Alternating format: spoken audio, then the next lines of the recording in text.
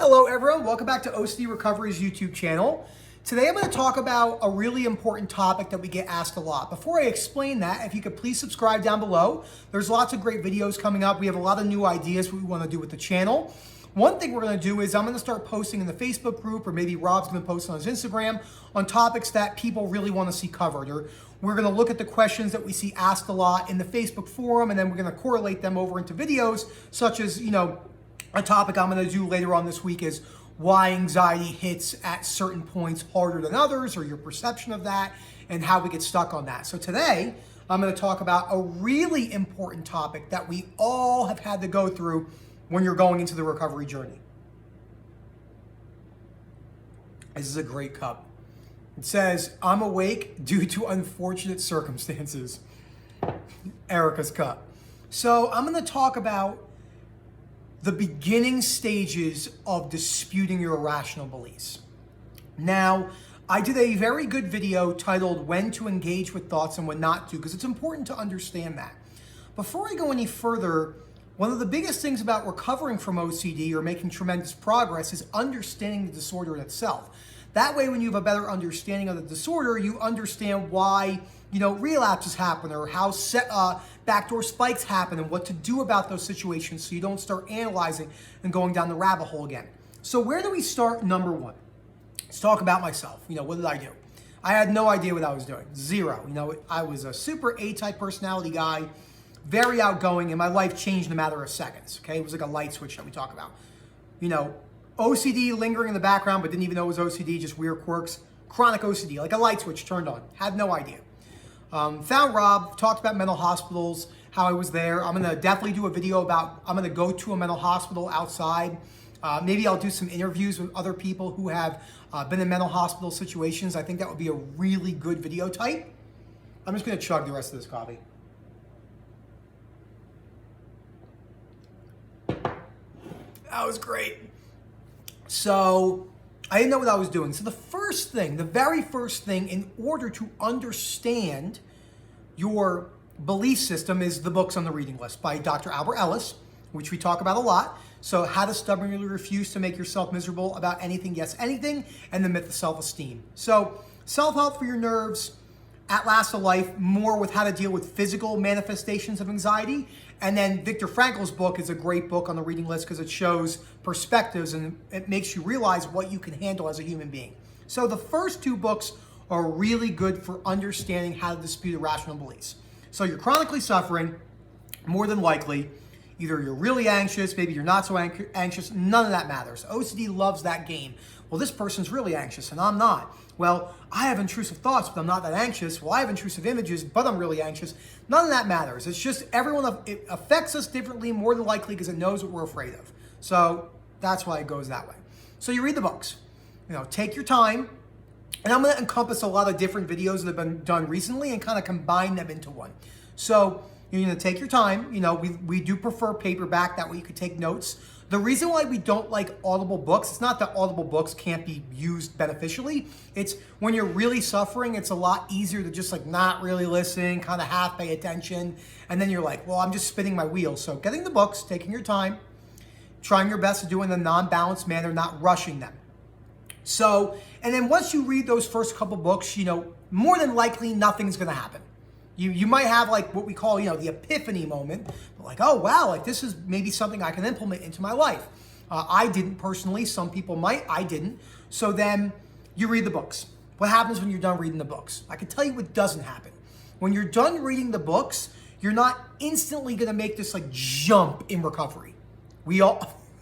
I remember when I read the first book, my wife was probably laughing. I probably said to myself, I'm gonna read this book and just boom, I'm gonna just reach this imaginary goalie line of the next step in recovery. That didn't happen. Everyone's different. I do think it's important to talk about your own personal experiences. It probably took me about 6 months to see any sort of real progress after I read the books. I've read all the books now, maybe 3 to 5 times each. The Myth of Self-Esteem, I've only read once. I got to read that again. That's a difficult book. You're going to really have to take your time on that. It's very philosophical, but it has great context and makes you really understand about unconditional self-acceptance. So once you read the books, as Albert Ellis says, and I said in the last video I did, understanding how to drive a car doesn't actually make you a great driver. You have to actually put these things into practice and go about it in that manner. It's the same thing with the book. So moving with uncertainty, applying unconditional self-life and other acceptance. Now I'm going to correlate this to mine in the next step.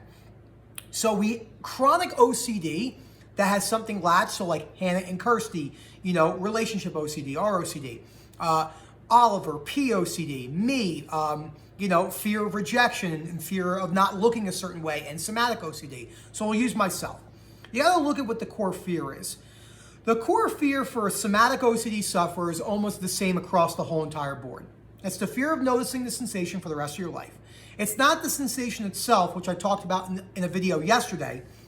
It's the fear of it ruining every moment in your life, the fear of being stuck. So that's the number one fear you want to address. What do we got? 6 minutes. So, and that's really, really important. So the fear of being judged, the fear of being rejected, and all those core fears. Now, once you figure out your core fear, which you probably won't be able to just directly snap and figure it out right away. Some people might take some trial and error, so you kind of think about what you think is a core fear is, and you go about disputing that, in your homework and working with uncertainty and your exposures, and maybe you don't make too much progress. And then you might have another, perspective shift where you say, well, that's actually not the core fear. The core fear for me was with the body stuff was not looking like the fear of not accepting myself for who I am. The fear of not wanting to look a certain way, this dogmatic, irrational beliefs in society we have around body images that is plastered in all of our faces all the time. And it's really bad in the fitness industry. So I had to look at that and think, what would be so bad with having a lot of fat on your body? There's plenty of people who have a lot of fat on their body, and fat is just fat, it's just tissue, and doesn't define the human for who they are. Because I used to think stuff like that. I used to be like, well, that person's overweight, so they can't know anything about health. You know what I mean? Like these dogmatic black and white opinions that just don't mean anything. So that was really, really important to talk about. You want to come up here, Daisy? Come here, bub. She's itching herself. She's probably going to jump up here. So that was really, really important. And then once you figure out your core fear, this is where the beginning of the recovery journey really begins with your disputing. So how to structure the beginning of your disputing. You more than likely do not want to dispute in your mind, because that can become really compulsive, because you could see some really big benefits in a pretty quick amount of time. It's not saying you're going to reach full recovery in 3 months, but you might see a 70% decrease in anxiety, when you were just chronically latched. So it's good to have a schedule. I think that having a time schedule is good in the beginning to keep you on track, and then you kind of need to trust yourself and move away from that the further you go in recovery. That is just my opinion. I don't have time schedules on how much I dispute. I can dispute in my mind as I see fit. I don't do it compulsively. I'm also very good at understanding the balance of it. So if I do think it's becoming compulsive, like it did in the last relapse I had about 4 or 5 weeks ago, which stuck around for a month, I said to myself, damn, I'm like really disputing inside my mind all the time. Like I'm really going around agreeing with oh, look, like you did these things and you still look the same. Well, that's not acceptance. Acceptance is, oh, well, even if you have a physical manual labor job and you lose muscle on the job, that's okay because you can still accept yourself. It wouldn't be ideal, but you could still accept yourself. There's a major difference between agreement and unconditional self-life and other acceptance, what I covered in the previous video and where most people get it wrong. Most of the advice you're seeing in OCD is about agreement. Most of it. And that is not what unconditional self-acceptance is. This is agreement. Ready? And it's not that it can't have benefits. Well, everyone salivates. So who cares? What happens if you salivate more? What happens if you notice it more than them? Unconditional acceptance. Even if I notice my saliva for the rest of my life, because it is a human function, which is a little bit of an agreement, but it's not fully, and there's unconditional self-life and other acceptance mixed in with that, then it wouldn't be as bad as I think it would be. That is unconditional life acceptance, not walking around trying to prove it to yourself. Oliver had to have a conversation with me recently, if he remembers. He was talking about not trying to prove to yourself that you can keep the physique that you want. It's about showing yourself that you don't even need it. You just prefer it. That's huge. So these are the shifts. And this video is pertaining to like that first 3 to 6 month period. Now, are some people gonna make drastic changes in 6 months? Absolutely. I didn't see any changes really for 6 months. I was chronically suffering. I was still going throughout my day, you know, still with a low frustration tolerance, getting high anxiety when things didn't go my way, but I was still working on my belief system as best as I could. So having a time schedule, maybe, you know, 15 minutes in the morning, 15 minutes at night, maybe 30 minutes a day, maybe once every other day, and really trying to adopt that you can't force acceptance, which we all do at some point in time.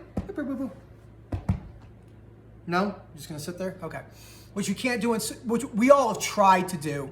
So that's really what I wanted to leave this video at, like what to do in those first couple of months. Some of the mistakes I said which we all make is we'll try to compulsively dispute in our mind, which more than likely is not gonna end up too good for us. Let me move this over so we can get a better view of the boobsy. A better view of the boobsy. So the disputing in your mind comes later, you know, if you even want to do that. It has nothing to do with relabeling thoughts.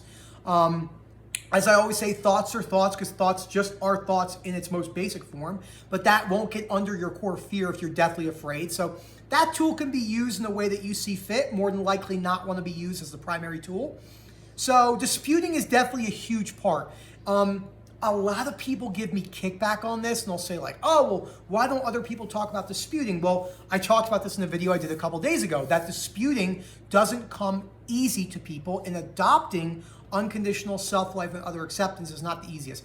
For me, adopting unconditional other acceptance has been the most difficult, probably because of my environmental background, because of me having a doctoral degree and being around that high-end academia where like people think they're better than other people. So, but now I know that it doesn't really matter what people do. You can just accept them for who they are. You don't like their actions, you know, for a lot of times, but it doesn't write them off as a human because we don't know. And as Albert Ellis said perfectly, if you were that person with their background and what they know, you might as well have probably done the same thing.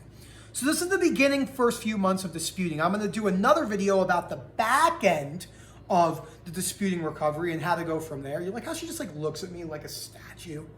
Like she's like, oh, what are you doing? So that's a big yawn you got right there. You're a yawner. So she's also really cute. But yeah, so thank you so much for watching this video. So remember, just to do a quick recap summary, the reading list is really important because it tells you and shows you how to go about disputing beliefs, how to move with uncertainty, how to view things from a new perspective. But that alone isn't going to give you what you want. You'll have to put these tools into practice. We're going to be frustrated because we can't adopt them right away because we're suffering. We want them now. But I'm telling you, with time and practice, it gets better. If you would have seen the way I was